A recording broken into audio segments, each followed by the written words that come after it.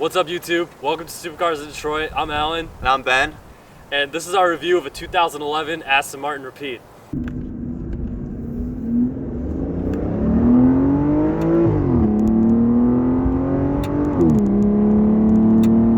This thing sounds freaking amazing. What's making that sound, Alan? So this car has a naturally aspirated V12 making 470 horsepower and 443 foot-pounds of torque. It's one of the last naturally aspirated V12s and by far one of the best sounding engines on the road in my opinion. So a little interesting fact about this engine, it's actually two Ford V6s that were combined together to make this V12 back when Ford used to actually own Aston Martin before they had to sell them off. Aston Martin claims it's a 6-liter engine under the hood. It says 6.0. However, it's actually a 5.9 liter. Aston just rounds up. This isn't really uncommon. AMG did it with their original 63 engines, but it's always quite amusing to look at the 6-liter under the hood when it's really just not. All right, let's get some more noise.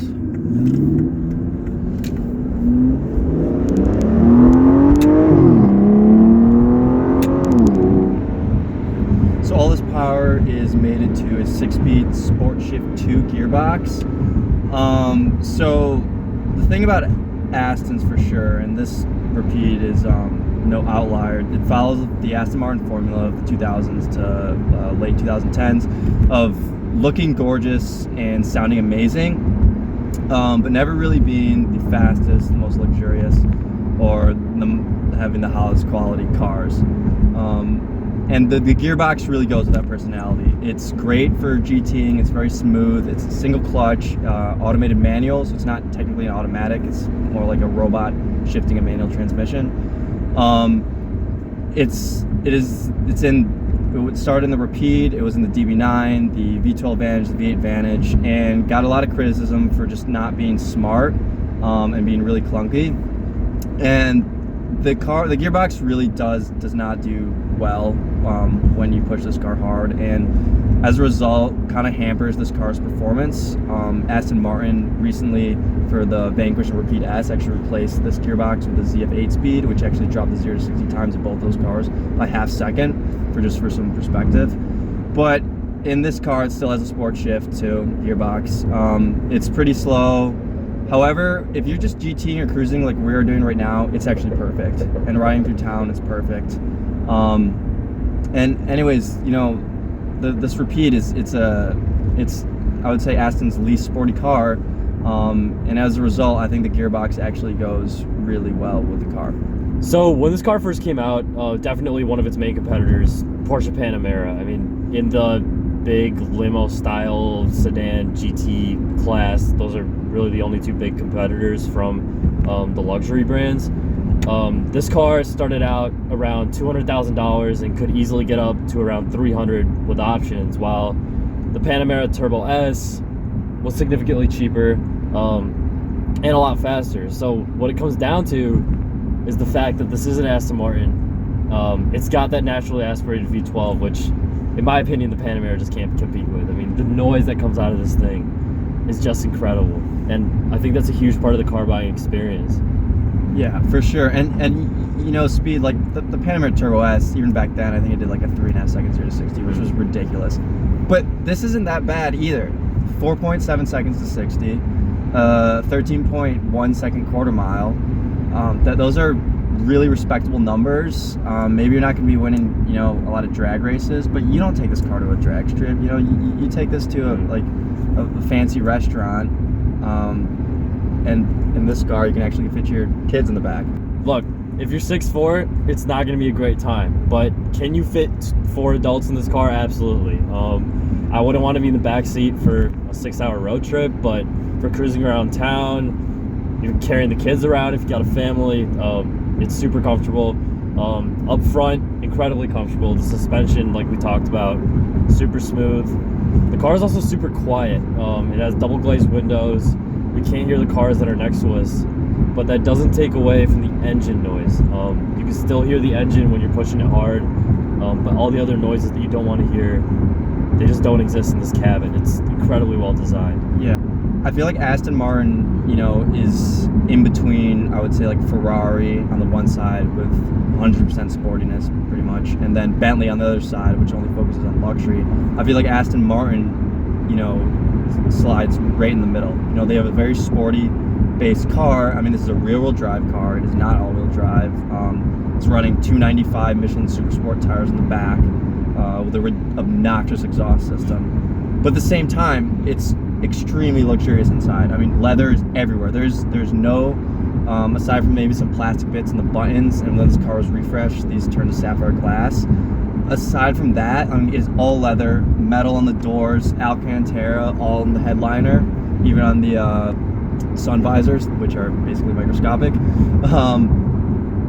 So you're able to get the luxury of a Bentley with a lot of the sportiness of a Ferrari.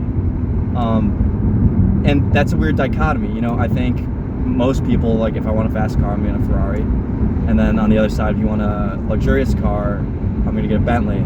But I think for that 1% that wants something in between, that's where Aston Martin comes in. It's really the only brand that does that this well.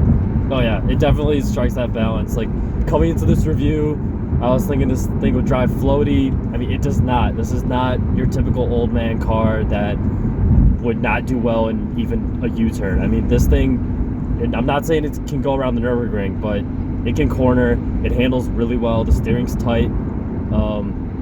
And I mean, the acceleration it's really good. Where this thing really shines, it's a Grand Tour for the enthusiast. Yeah. I mean, if you need something that's comfortable for your daily driver, you don't want to have a hardcore sports car every day, but you still want to be able to have fun and turn heads. I mean, this is the car.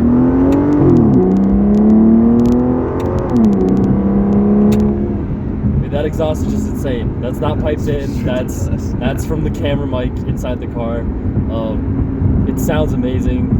And then, I mean, one thing we've noticed that, I mean, if you're driving a Porsche Panamera, and maybe you like this, but you're not going to be turning any heads. This thing turns heads like any other big supercar. I mean, Ferraris, Lamborghinis. People are staring at this thing because it's drop dead gorgeous and it's an Aston Martin.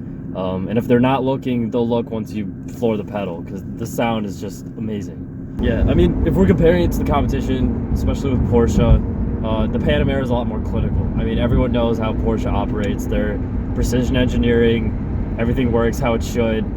They drive amazing. I'm not knocking Porsches, but this car has a personality, for sure. I mean, it's British. It's got that British touch. Just everything from the engine to the steering to the paddle shifters, everything in here is just so special. It really makes you feel like you're in something that sets you apart from everything else on the road. Whereas Panamera, especially the new one, I mean, the interior is great. It actually looks good this time, but I can't say that it feels nearly as special as this car does. I mean, at the end of the day, this is an Aston Martin Rapide. You don't see it that often. It's rare.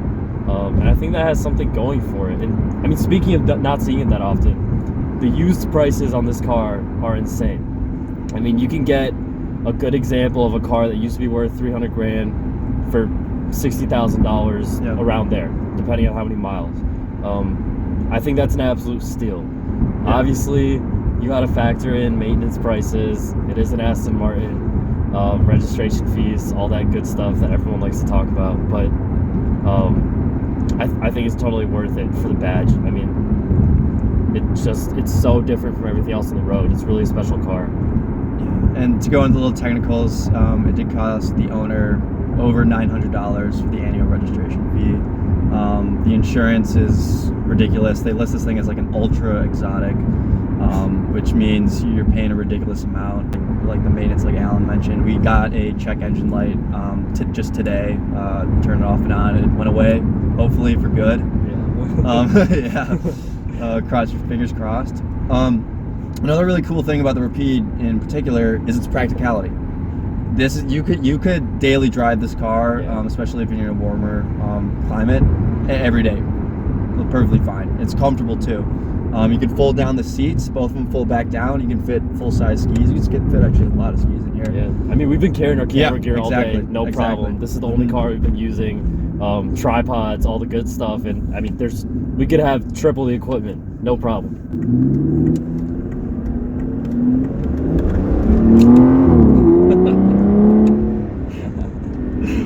It just makes you smile. Dude, that's what I'm saying, bro. That is exactly what I'm saying. I mean, this car is amazing.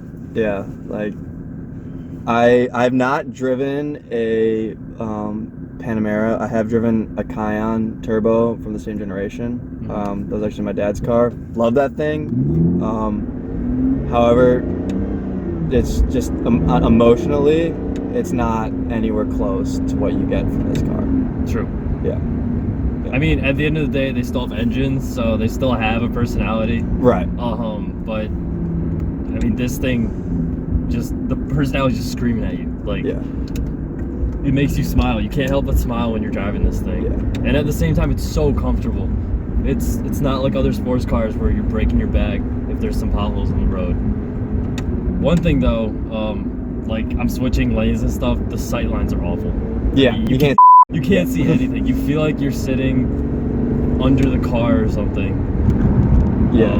But hey, like who cares, right? You're in an Aston Martin. Yeah, zero visibility whatsoever. The thing is gigantic. This car actually does not have a backup camera. Came standard without a backup camera. You can buy one. It needs one. Yeah, it needs one. Aston Martin, you can pay I'm sure a ridiculous amount of money and you can actually get a backup camera, but it does not have one. It has like a beeping system and that's it. Yeah. So this example in particular, we'll show some footage. This is a gorgeous spec. It's got the 20-inch diamond cut wheels. It's got what was the paint called? I actually don't know. It's just black. It's a gorgeous black. It's metallic. It really shines in the sun when you get it clean. It's got all the leather in the interior, like we talked about. And actually, we'll show a clip. There's 2 screens in the back, just screens in the back of these seats. Yeah. As well as a pop-up infotainment system here. Never look at that. It's terrible. It doesn't work. It's British technology, as expected. And then also the Bowers & Wilkins sound system, which sounds amazing. The tweeters on the dash pop up when you're using it, and they go back down when you're not using it. I mean, and then one of my favorite things is the way you start the car. Aston Martin calls the key the emotional control unit, and I think that's the most accurate name ever. It's this crystal key. You put it into the dash, you push it, that starts the car, and the V12 comes to life. It's just, they did such a good job with the experience of this car. Yeah. And they took it out. I was disappointed. The new Astons, DB11 Vantage, DBS have a different key. I think one of the reasons is that key that we're using right now is actually $2,000 to replace. And that includes everything, the new key, the programming. And the reason for that is because it's sapphire, and we'll show some pictures of it. The Aston Martin logo is encrusted on the back of it and then is encapsulated in sapphire. The key actually powering this car was dropped and is actually kind of cracked, which is disappointing. But so again, yeah, it's so expensive. Not worth it. Yeah, it's still beautiful even with the chip. Yeah, and they will give you a plastic valet key, and then it looks really weird because you don't have the wings sticking out of the dash. It's just a black plastic, and I think that is only a measly $600. So if you're going to use valet, that might be what you want to go with. And then I mean, continuing with design, the dashboard is gorgeous. I mean, this thing's a piece of art. It should be in a museum. Yeah. Everything from the font, the tag goes the other way around. I'm sure some of you guys know that about Aston Martins. Really big. I mean, it's a nice display. It's really useful. Really big digital display for the speed. You can see what gear you're in. Speaking of gears, column-mounted paddle shifters, completely made out of aluminum. They give you a nice, solid, like metal click when you click them. Really, really well built. Moving on to other interior features, we have a sport mode, which Ben can talk about what that changes. When you're in automatic mode, keeps the revs up high, basically eliminates 6th gear, which is sort of just an overdrive mode, so you're using only the first 5 gears. Pushes more gas into the engine, your throttle response quickens, and also opens up the exhaust, and that's the most important part, that exhaust. That button we've for the entire review, all day, that button has always been pressed, as it should be, although it's still extremely loud without it. The other, you can adjust the suspension, which also adjusts the steering as well. The Aston Martin steering is hydraulic, so super nice, but it's actually pretty light, which is, that's a personal preference. The feel's fantastic. Yeah, and the feel's excellent. It's a great steering system. Exactly. So if you press that button, the suspension gets a little firmer and the steering gets heavier. Coming from driving a BMW M4 all day, which has ridiculously heavy steering, even in comfort mode, I just press that button because it feels more natural to me. But for a lot of people that prefer light steering, I would just keep it off because it's perfect as is. Other parts of the interior, so the seat controls, also made of aluminum. I mean, the materials are incredible. All the seats in this car have seat controls, and then the front two have memory. The seats in this car, with the options it has, they're heated and cooled. Those systems work really well. The dash is starting to get outdated, but I gotta say, the way that they put it together, this does not look like a 2011 car. No. Besides the fact that there aren't like screens and whatever everywhere. I mean, it looks classy. It's a timeless design. They did a really good job. Yeah, with that. and just, look up pictures of S-classes, Panameras, the CLS from this time, and you'll see the difference, Yeah. I mean, there's some cars that you just cannot buy without thinking, wow, the interior looks so old, from 2011. But this one is not one of those cars. They did such a good job. It feels good to drive this car. You don't have to prove anything to anyone, and it's just an Aston. It's an intangible experience. Like, you almost have to drive it, and I think that's why Aston Martin doesn't in general in the car community is not as well liked. I just think because there's an intangible factor that only comes out when you drive one, and as a result, most people they make barely any cars a year, so most people haven't driven them, and as a result, I don't think it gets the appreciation that it actually deserves. People just look at the spec sheet, and like we've said before, spec wise, the car isn't that impressive. I mean, it's got a V12 with only 470 horsepower, with a 4.7 second 0 to 60. All that kind of sounds inefficient, especially given a $250,000 price tag. But you drive it, it just feels good.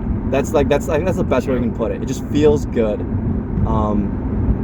Yeah, I mean, it's exactly like the other brands in the class. Like, you're driving a Ferrari, you're driving a Rolls Royce, you're driving a Lamborghini. I mean, besides the fact that they're incredible cars and they're incredible at what they do and they're really well built and they're luxurious and all that, there's just something special about those cars.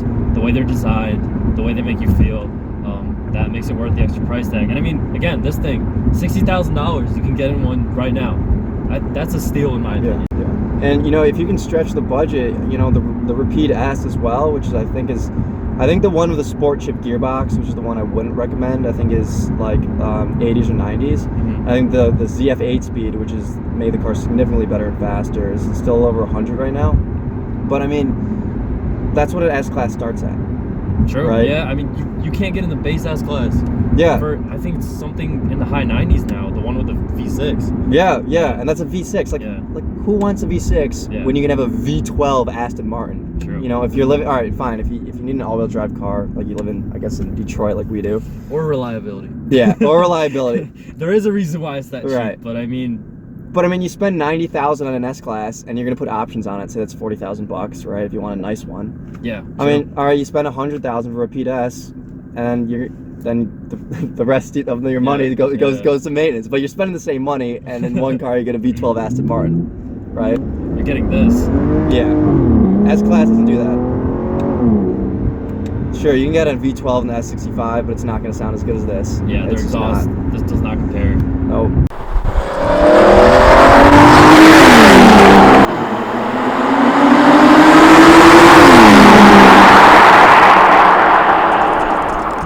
It is a hatchback. I'll show some footage of that. And as a result, it actually makes it really practical, but it's able to keep that, coupe DB9 look. Again, the cup holders are leather wrapped. Can't hold anything in them, but they look really stylish. The doors. Red Bull. Yeah. If you only drink Red Bull, this car's perfect for you.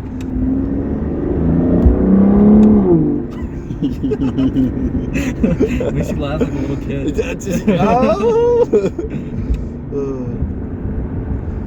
So doors. Doors. In All right. classic Aston Martin fashion, we've got the swan doors. Huge fan. Yeah. They are both aesthetic and functional.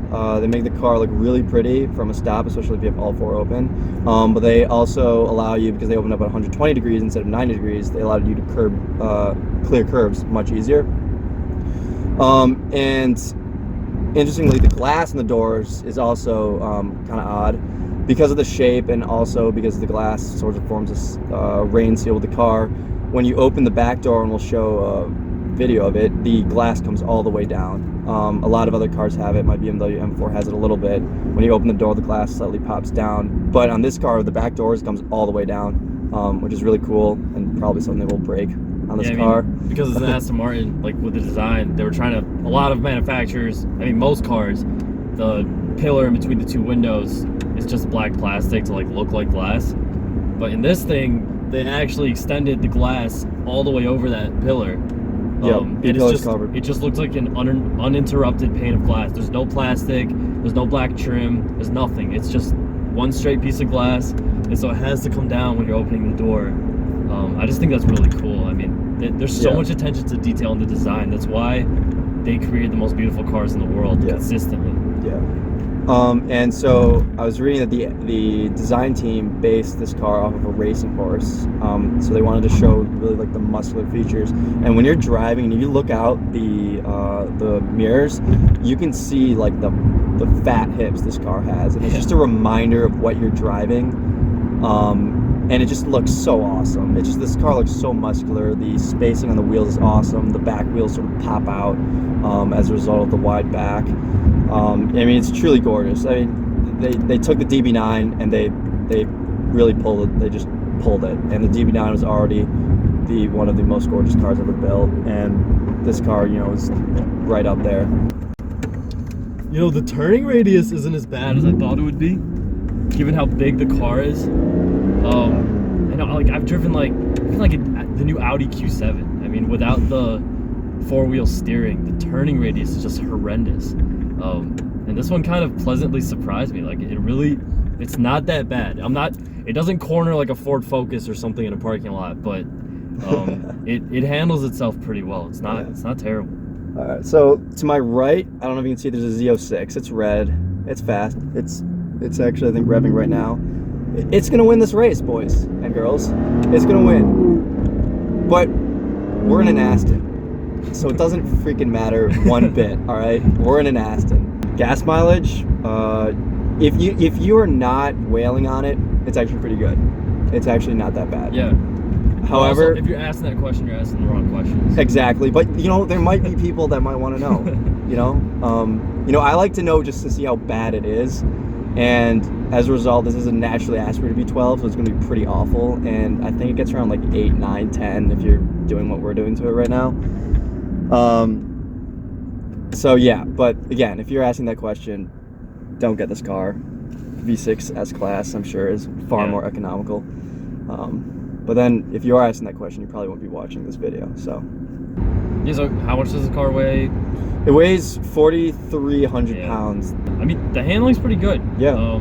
It doesn't feel like a boat by any means. Yeah. It feels like a big car, but that's it. I mean, that's expected. In the back seat, the center console is really high up, and that's because the transmission is right there. You're sitting in it. The transmission's in the middle of the car. And as a result, even though this is a heavy car, like we said, it handles well, and a lot of that is to do with, you know, they've balanced the weight. You know, the engine is up front, but it's behind the front wheels. The gearbox is in the middle, and then, you know, the drivetrain driving the back two wheels is in the back. So it's a really balanced car, and I think that, you know, as a result, it handles the weight really well. Given the current used prices and just the raw personality of the car, the Aston Martin Rapide is the car to get if you're looking for a sports sedan on the pre-owned market under $100,000. So we'd like to introduce you guys to a little rating system we're going to start using for every car that we review. We're going to call it the list. Now, this is the first car we have, so it's both number one and the last one on the list. But stay tuned for that list to grow in the future for a list of favorite cars. And as always, like, comment, subscribe. We'd love to hear feedback. And also, if you have cars that you want reviewed and you live in the Detroit area and even maybe in the Midwest area, Alan and I will be up for the drive. We'd love to come and see your cars and review them. Thanks so much, guys.